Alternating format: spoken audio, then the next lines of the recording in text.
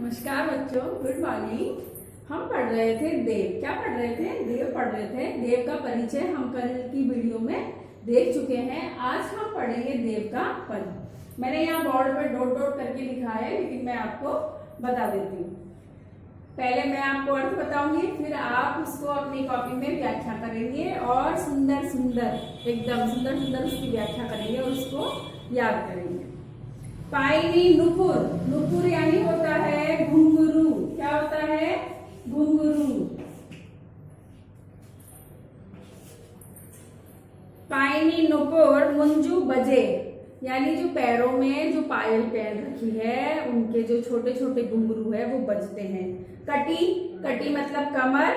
किंकिनी यानी कणकती, जिसको कमर में पहनते हैं। ठीक है। मैं धुनी की मधुराई, जो छोटे छोटे घुंघरू है उनकी जो ध्वनि है वो बहुत ही अच्छी है, मन को अच्छी लगने वाली है। सावरे यानी सांवले। अंग, अंग मतलब शरीर। लसे, लसे यानी सुशोभित होते हैं। पट यानी वस्त्र। पीत यानी पीले। हिये हुल से वनमाल सुहाई, और हृदय पर जो वनों के फूलों की जो माला है वह सुशोभित होती है। माथे किरीट, किरीट का मतलब होता है मुकुट। किरीट का मतलब मुकुट। और बड़े द्रग, बड़ी बड़ी आंखें। द्रग यानी आंखें, चंचल आंखें। मंद हंसी और मीठी सी मुस्कान। मुख चंद जुनाही, जुनाही होती है चांदनी। जुनाही होती है चांदनी। हम कहते हैं ना चांदनी रात है भाई, चांदनी रात है इसलिए बहुत उजाला हो रहा है, ऐसी बातें करते हैं ना, ऐसी वो वाली चांदनी। जय जग मंदिर दीपक सुंदर, जिस प्रकार दीपक मंदिर में जलता हुआ सुशोभित होता है उसी प्रकार श्री ब्रज दूल्हे देव सहाय। कवि देव कहते हैं कि जब भगवान श्री कृष्ण ब्रज में रहते हैं तो दूल्हे की तरह सुशोभित होते हैं। अब हम इसका देखेंगे अर्थ। क्या देखेंगे? इसका अर्थ देखेंगे।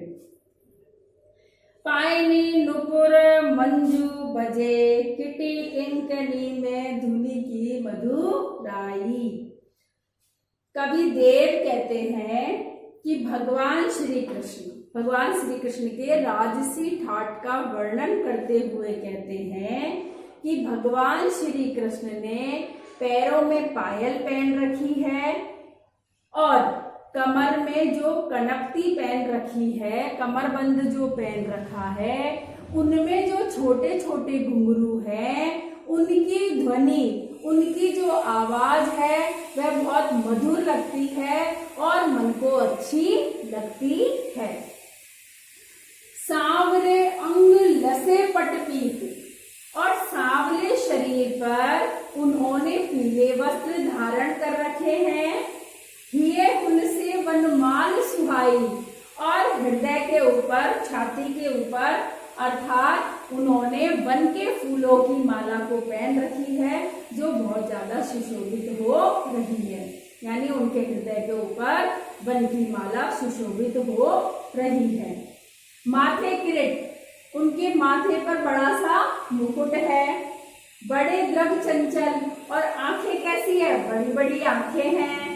मंद हंसी मुख चंद जुनाही, और मुख पर ऐसी मुस्कान है जैसे तो चांदनी हो, जैसे तो चांदनी की छटा बिखर रही हो, ऐसा मुस्कुराते हैं। कवि देव कहते हैं कि भगवान श्री कृष्ण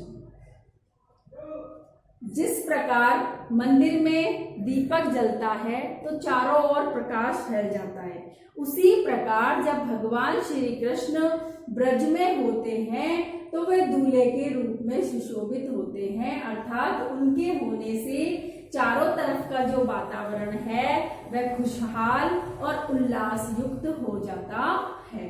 दोबारा सुनिए एक बार, मैं आपको ऐसे ही बोल के बताती हूँ। कवि देव भगवान श्री कृष्ण के राजसी वेश का वर्णन करते हुए कहते हैं कि भगवान श्री कृष्ण ने पैरों में पायल पहन रखी है, कमर में कमरबंद पहन रखा है, और जिनमें जो छोटे छोटे घुंघरू है, उनमें जो छोटे छोटे घुंघरू है उनकी जो ध्वनि है, उनकी जो आवाज है वो मन को हरने वाली है, यानी मन को अच्छी लगती है। और सांवले शरीर पर पीले वस्त्र धारण कर रखे हैं, सांवले शरीर पर पीले वस्त्र धारण कर रखे हैं, और हृदय के ऊपर वनों के फूलों से जो माला बनी हुई है वो उनके गले में सुशोभित हो रही है। माथे पर बड़ा सा मुकुट लगा रखा है, बड़ी बड़ी उनकी चंचल आंखें हैं, और उनकी जो मुख पर हंसी है वो चांदनी के जैसी है। कवि देव कहते हैं कि जिस प्रकार मंदिर में जब दीपक जलता है तो मंदिर प्रकाशमान हो जाता है, उसी प्रकार जब भगवान श्री कृष्ण ब्रज में रहते हैं तो चारों ओर का जो वातावरण है वह उल्लासित हो जाता है, खुशहाली हो जाता है, खुशहाल हो जाता है, और वह ब्रज में दूल्हे के जैसे लगते हैं, यानी दूल्हे के रूप में सुशोभित होते हैं। भगवान श्री कृष्ण कैसे लग रहे हैं इन सब करने के बाद? दूल्हे के जैसे लग रहे हैं। कैसे लग रहे हैं? दूल्हे के जैसे लग रहे हैं। ठीक है, ये मैंने आपको इसका अर्थ बता दिया। नहीं भी आए समझ में तो कमेंट बॉक्स में लिखना, या फिर आप क्या करेंगे, डायरेक्ट कॉल भी कर देना। अब आप डायरी नोट कीजिए।